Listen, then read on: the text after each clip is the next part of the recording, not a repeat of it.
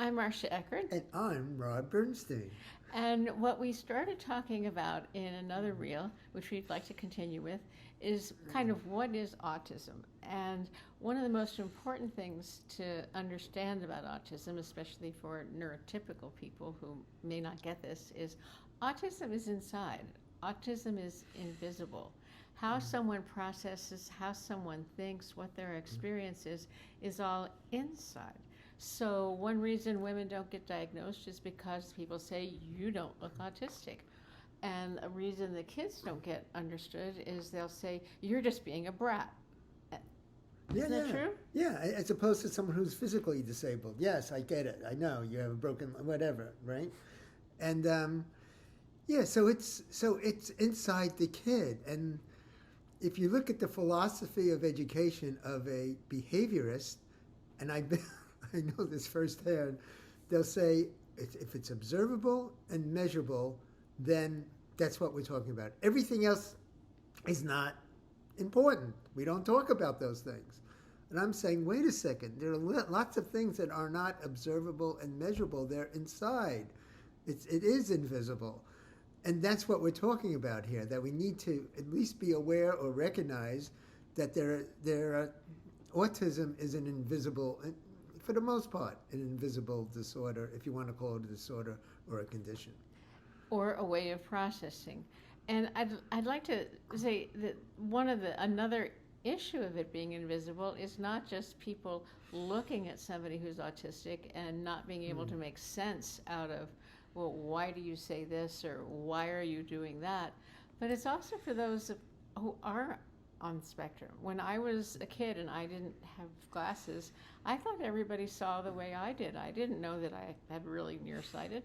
And people who are autistic don't necessarily get what it is that that other people are doing, and compare themselves and say, well, everybody else seems to do that with no effort, and I think I'm as smart as they are, so what's wrong with me?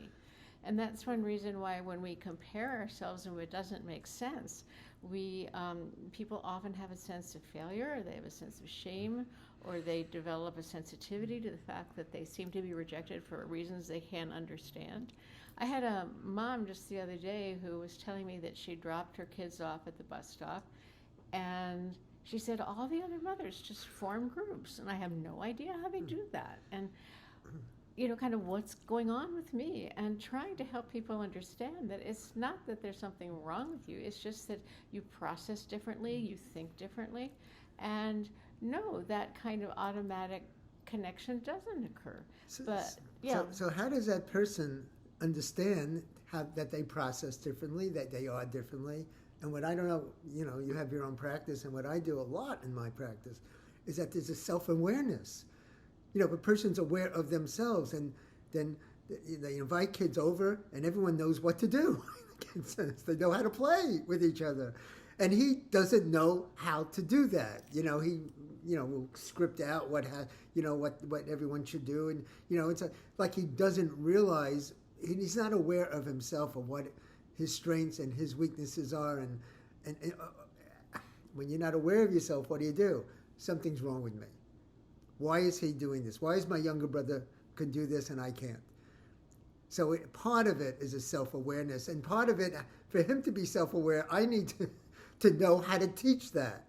Mm-hmm. So it becomes a whole different perspective, from a behavioral perspective to an understanding the mind, the processing perspective.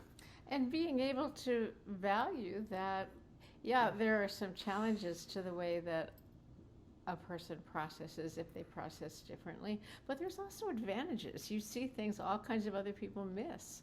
And so it's a question of understanding yourself, understanding how you get misread, maybe trying to communicate or advocate for what your needs are, but being aware that this invisibility thing is part of what's hanging us all up, because it's nothing that anybody can see. It may not be something we realize, and so therefore that's a part of what we have to overcome.